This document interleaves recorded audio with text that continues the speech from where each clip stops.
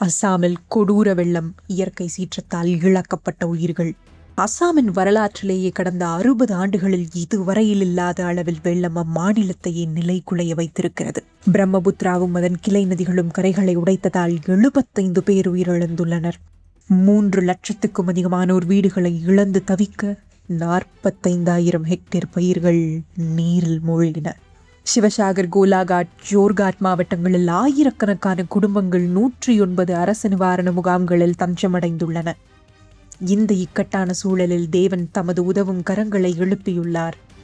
கிறிஸ்தவ திருச்சபைகளும் தொண்டு நிறுவனங்களும் இணைந்து அரசு உதவி சென்றடையாத, தொடர்புகள் துண்டிக்கப்பட்ட நிலையில் இருக்கும் கிராமங்களுக்கு உடனடி நிவாரணப் பொருட்களை கொண்டு சேர்க்க தீவிர முயற்சியில் ஈடுபட்டு வருகின்றன.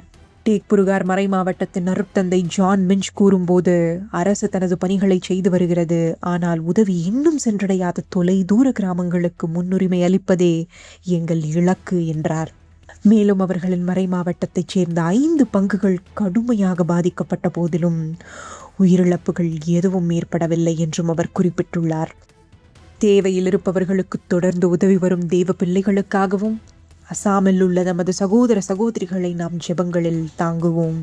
கர்த்தராகிய இயேசுவே, அஸ்ஸாம் வெள்ளத்தால் பாதிக்கப்பட்ட ஒவ்வொரு குடும்பங்களையும் பாதுகாத்து நிவாரணப் பணிகளில் ஈடுபடுபவர்களுக்கு பலனை தாரும். உடைந்து போன உள்ளங்களுக்கு ஆறுதலையும் தேறுதலையும் தாரும். ஆமென். Explore the ArtConnect app's news section now.